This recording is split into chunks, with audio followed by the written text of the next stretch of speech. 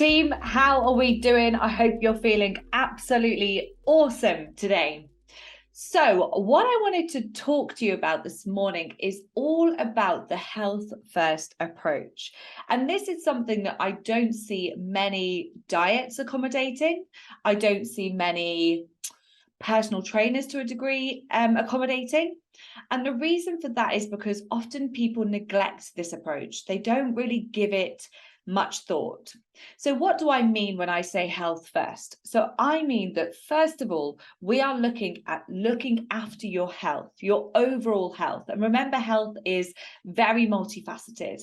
So, we look at you as a whole human being. We don't worry about just losing weight. Because, say, for example, if we look on the flip side of this and look at diets, diets are very much about weight loss first. If we look at some gyms and some personal training, it's very much about fitness first. So sometimes when we go in from the wrong angle, i.e., looking at weight loss or fitness or whatever else it could be first, sometimes we can actually neglect your health because of that.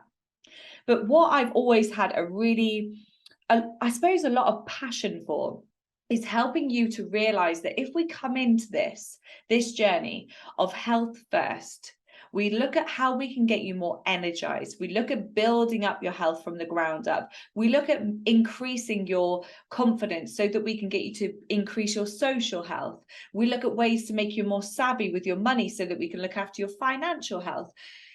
When we look at health first, everything else happens as a byproduct. And I don't know if anyone's ever really heard of me talk about this before, but it's a primary driver behind what I do and the way in which I teach things. So let's go into a couple of examples and kind of delve into them a little bit more. So if you join Cambridge, right, you join Cambridge, and I actually don't really know how it's ran, so please feel free to shoot me down if you want to. But when we do something like Cambridge, the sole purpose, and definitely the primary purpose, is to go down the route of weight loss first. You don't go on Cambridge because you think it's going to make you healthier, because actually, if you do some research into it, you'll begin to establish that a lot of people have dental problems after going on something as harsh as Cambridge. They will have skin and hair problems, and a lot of people experience their hair falling out. I know people who now have lifelong conditions to do with their gut because of it. So if we just take a second to, take stock, we realize that if you do something like Cambridge, it's actually the primary reason for joining is not health. The primary reason for joining is desperation to see the number on the scales go down. Now, I'm not saying that that primary reason is a problem. I'm just saying that your approach wouldn't be one that I would recommend, because it's not until our health is challenged or compromised that we actually sometimes give it the respect and attention that it truly deserves. You hear of people who, I don't know, we've had quite a few people inside the CC who've been diagnosed with cancer when they've been a part of the program, or maybe a more mental health condition. And it's not until they get their health that's kind of like pulled away from them a little bit and they go, shit, I actually really need to look after that. What was I doing, like doing all those diets for all those years and, hammering myself with running, even though I had these running injuries or whatever it could be, or ailments that were going on that I was just kind of ignoring because I was adamant to lose the weight. So it's sometimes not until we have that fucking shocking phone call or that shocking realization that shit, I've actually neglected my health a little bit, that we then start to look at it. Now, I don't want you to do that. I don't want you to go down the route of going, of getting ill and then going, fuck, I should have looked after my health sooner. I almost want to be the person that goes, oh, I'm just going to be a bit brutal here. I'm going to hold up a mirror and go, look, how about we try this approach so that we don't have to worry about that, so that we are putting insurance into our own health. So that's one way to look at it, is if you're going straight into something like Cambridge or any diet. Okay, some of you like still message me today like, oh, like Slimming World, it's not that bad. And I'm not having a go at you for doing it, but I am here to tell you, it's my fucking duty to tell you there is another way. You see, I did a post not so long ago, there was a lady inside the coaching club, and she was like, the best thing about this is I don't even feel like I'm on a diet. My whole life is benefiting because of it, and I don't feel like I'm on a diet. It's mad. So another way to look at it is if you are going down the route of wanting to get fitter, maybe you have been playing with the children recently, or they're like, mom, can I play football? Which is, again, another lady who joined recently, and she's like, fuck's sake, not only do I not like football, but I'm way too tired to even consider it. So imagine if we go, yeah, right, today's the day. I'm going to start getting fitter so that by Christmas, I can play football with the kids and not feel absolutely knackered.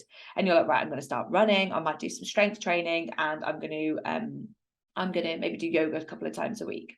If you go in with the mentality of fitness, got to get fit, or even like maybe you're training for a marathon or something, fitness.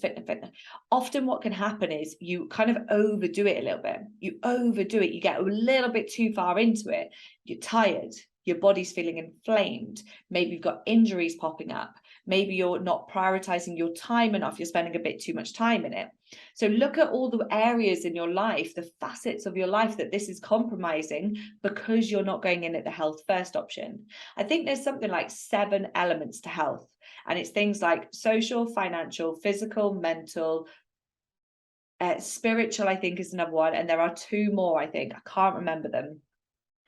Yeah, I can't remember them. I'm trying to dig for them in my brain, but no, they're not coming to me. So imagine if we were to come in and go, right, even just physical health first. So the fact that I'm going to put dividends into my health now to reduce the risk of diabetes, to reduce the risk of chronic heart disease, to reduce the risk of getting cancer. Obviously, we cannot guarantee any of these things, but that shouldn't be a reason not to go down that route first.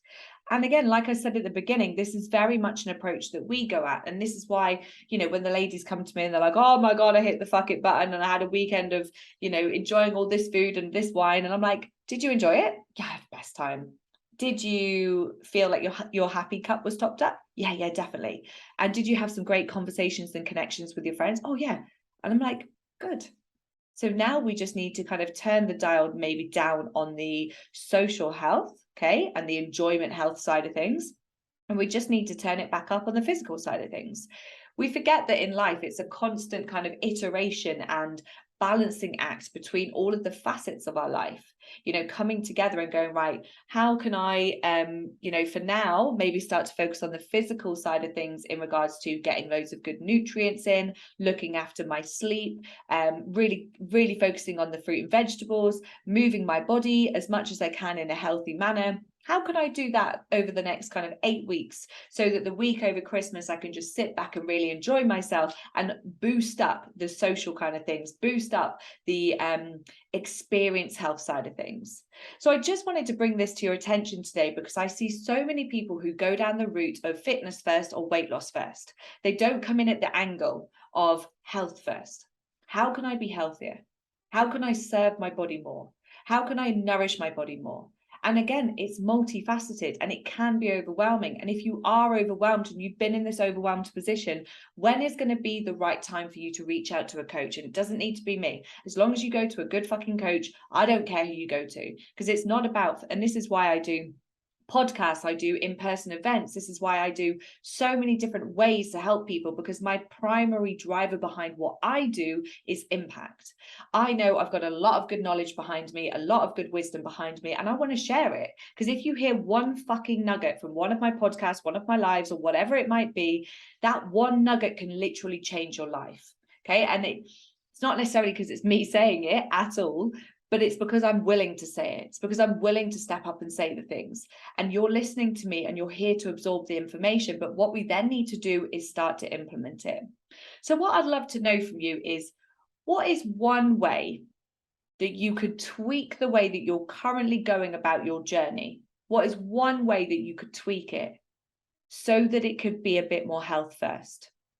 I'd love to know. So hit me up. Let me know. And if you're unsure, maybe just tell me a little bit more about the way that you're currently doing things, and we can work together on how to figure out how health first could happen for you. Have an epic day.